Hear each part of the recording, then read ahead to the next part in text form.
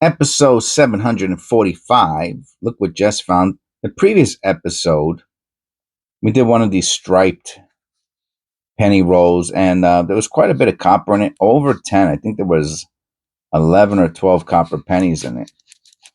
And let's see if we get lucky on this one also. Is that one of my tape jobs? I don't know. Could be. I usually put one piece of tape over, and then I'll wrap it around the bottom.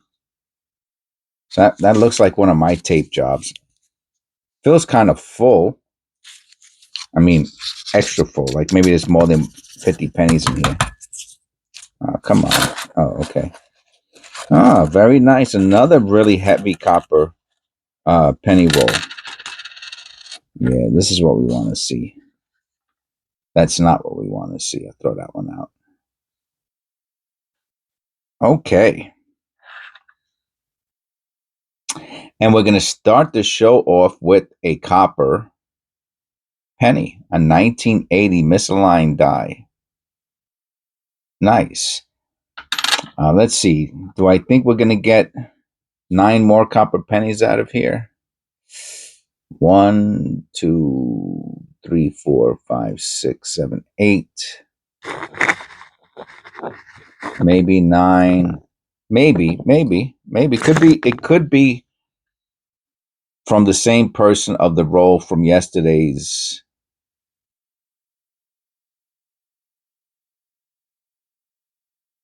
penny roll hunt, previous episode. Nice surface, a little bit of an electroplating issue.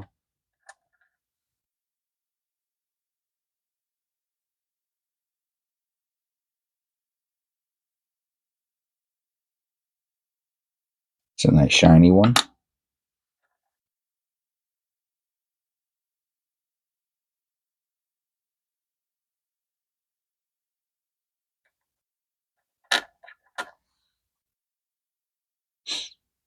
I have no thoughts on a topic for today. I guess that's okay. We can have a rather quiet penny roll hunt.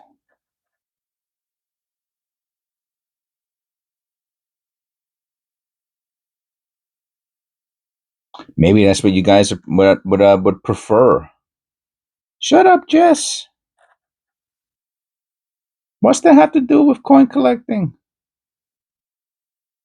Just do the penny roll hunt.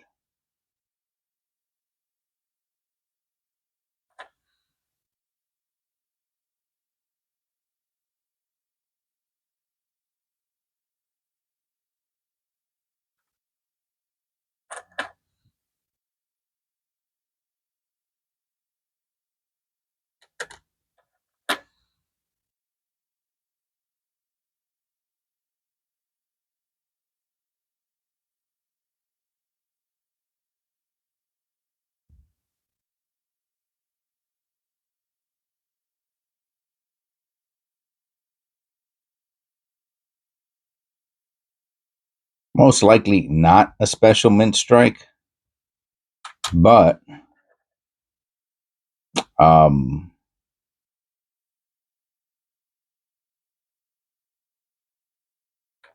whenever I see one like that, that's so shiny and the details are very sharp, it makes me think of a special mint strike, even if it is not.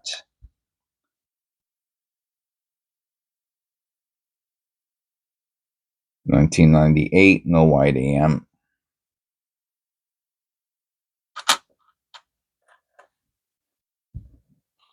Are we finally going to hit copper penny number 2? Yes.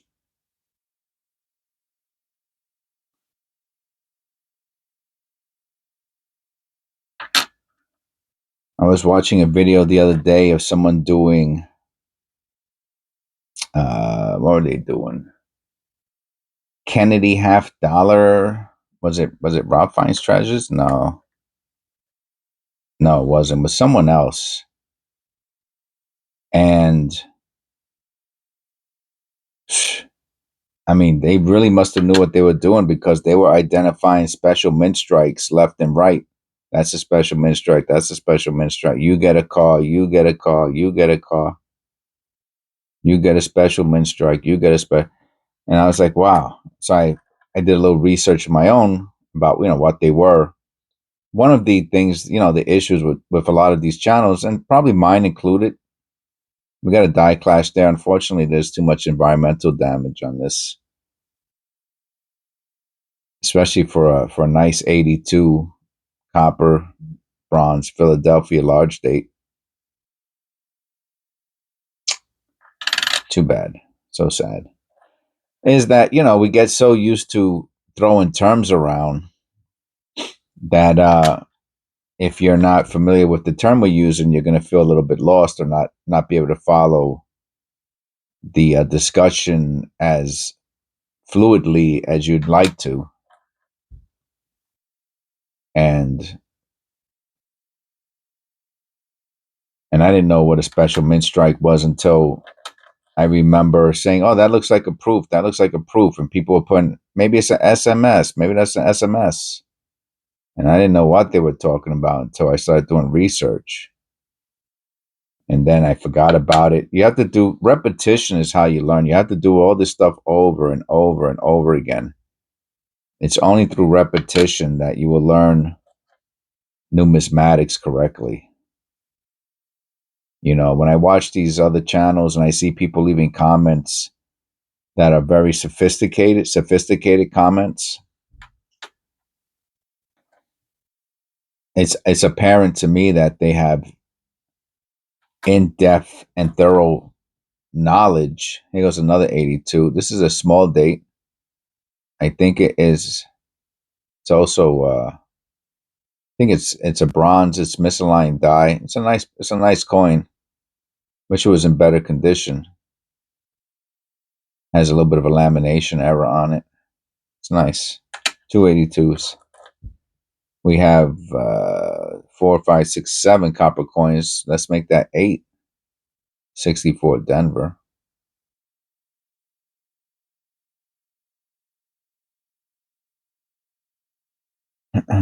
and again, it's because they are they could either be professionals or they're very serious into the hobby. And as I was talking about in yesterday's video, one of the reasons it's a very niche aspect of numismatics for hobbyers. It's a very large part of numismatics. Grading is probably the single largest aspect of numismatics. There's a large focus on it because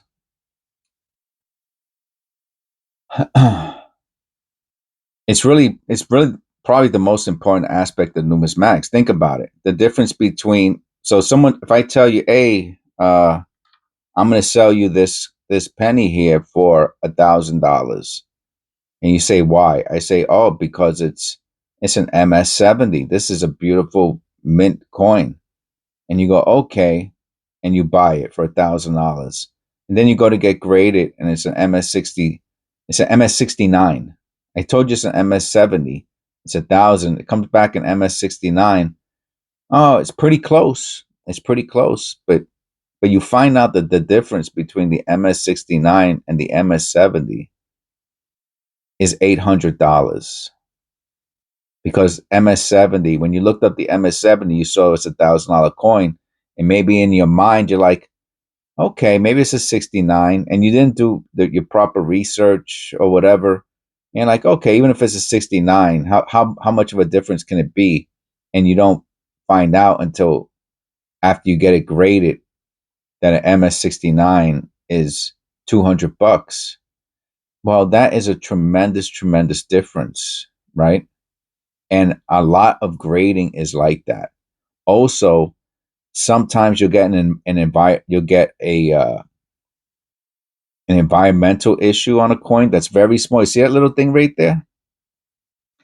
They say I sell you this coin for $1,000, and I go, oh, and you go look it up, and you see the coin is $1,000 everywhere else, and then you're like, okay, grade it, and then you go, okay, I'm gonna send it to get graded, but they give you an environmental details, and the whole thing becomes almost worthless because of the grade it got, and you thought that little thing wasn't that important, that little mark, but it was enough for it to get environmental, and they'll do stuff like that. If they see a coin is super super valuable and they see a mark on it, they might give it a details of environmental damage or cleaned or whatever the case may be, because they're not going to. I'm telling you, man. I'm not saying it's spiteful, but they become when a coin becomes much more valuable, they become much more strict. The grading companies, and they might say that's an environmental issue, something very small that you thought no way it was going to get those details. So that's the reason why grading condition is the most important aspect of numismatics, because it's the part that people with money care mostly about. They want to make sure when they hire a numismatist, it's because they want to protect their investment. They want to make sure if they spend 10, 20, 30, 50, two, $300,000, $1 million on a coin, that it's what they think they're buying is what they are buying. You follow me? But for 99% of people out there, and for coin roll hunters, penny roll hunters, and the average person, that's way, way too much information, way too detailed. We're collecting pennies, we're putting them into coin albums. The average person doesn't have $500 saved. Okay. So the average person definitely is not. That's a beautiful look in 1976. It looks, oh, look at that. I wonder if, let me look at that. You see how the scratches go not through, they go through the letters, but not over the letters. So those are polished lines. And you can see the letters do not have a single scratch on them. And those raised lines are all over it. Wow, that's beautiful. And the coin's in nice condition. It could I bet you that looks like it's just a little bit of surface stuff. I bet you with a little, maybe even just water, it'll take it right off. I wonder if that's like a grease. And let's see, I smeared it a little bit.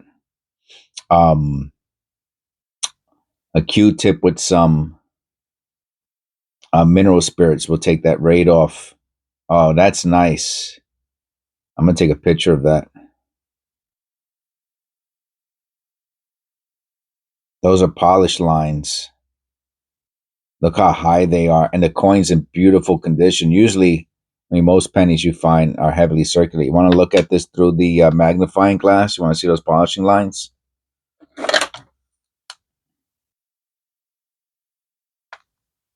Let's put it on 3 magnification, and we're on 3.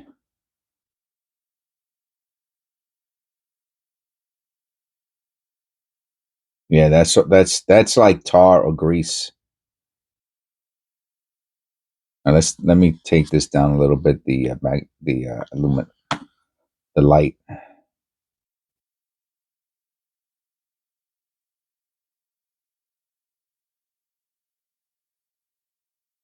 See how the line goes through the letters, but not over the letters. It's on the field. Wow, that's nice. See, I wish there was. That's I don't like this. It goes from a very dark 2 to a super bright 3. There should be 4. Another in between light. All right. Anyway,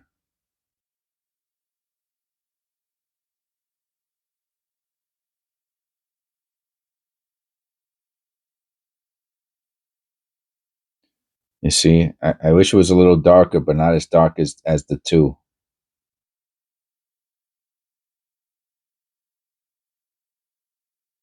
Yeah, those are strong polishing lines. That's a nice find. Like I said, that grease will come out with a little bit of mineral spirits, and this is could be as high as a MS 63, 62.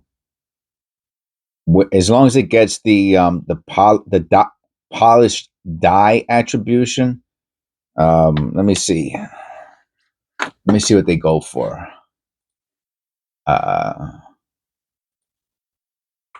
Penny polished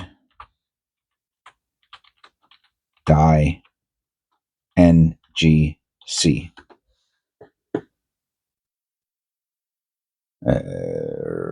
Okay. I'm getting everything else besides what I'm looking for.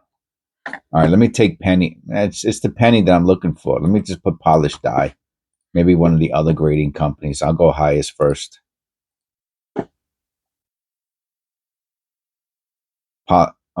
Polishing lines. I put polished dyes. All right, let me change it to polishing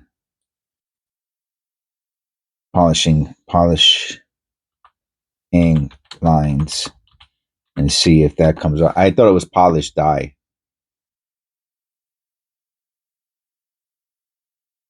I'm pretty sure it is polished dye.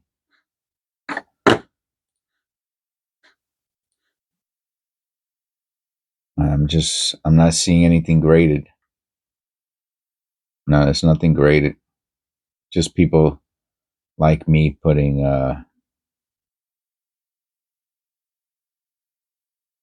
over polishing. Okay, I could put over polishing. That's it. Over polishing. That's the other. It's the same thing.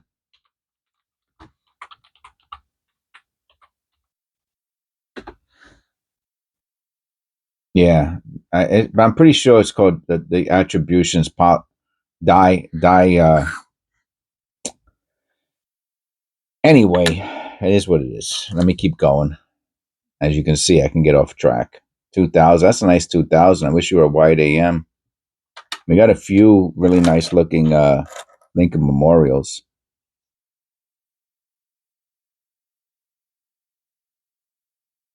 88.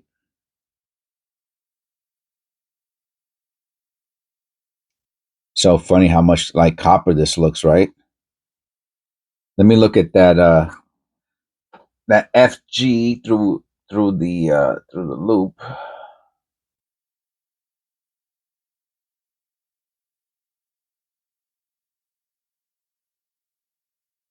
Over polished, polishing lines, dye polished lines. I'm really amazing how much like copper this looks, right?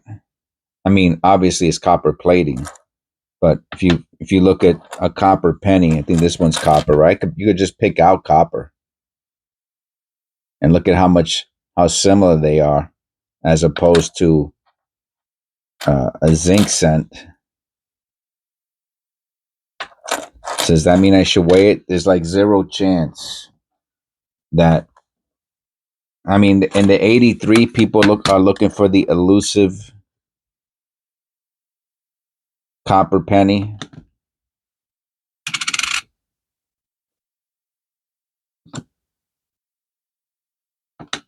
Yeah, 256, 252. Yeah, there's no way that was going to be.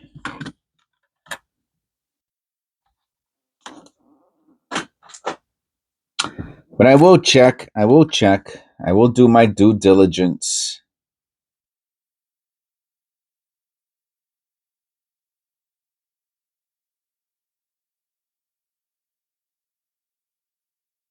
It's a pretty wild ear. You see the little line under it? It's not a double ear, but whatever that little line is, it's just pretty strong.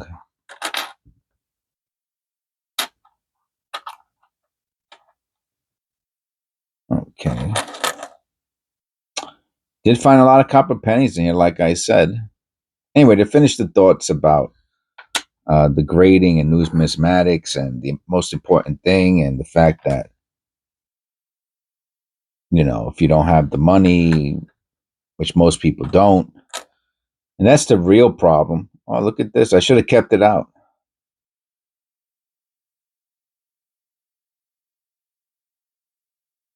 What a beautiful surface. Too bad it is damaged. I don't know if that looks corroded. But look at the surface. I have no idea if this is zinc or not. If I had to take a guess, I mean, the surface looks zinkish to me.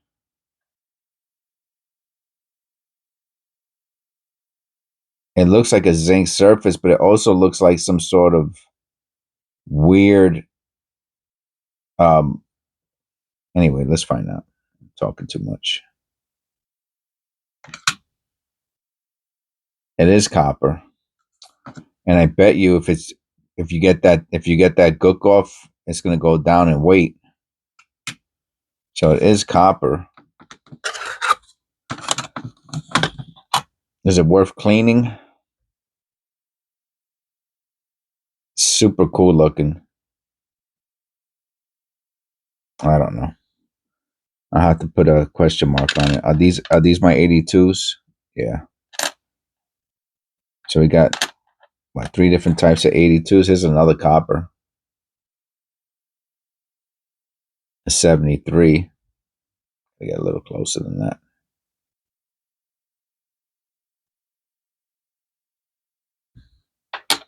And we're up to 1, 2, 3, 4, 5, 6, 7, 8, 9. I think we have 10 or 11 copper pennies now, including those 82s. Another 82. Pretty cool.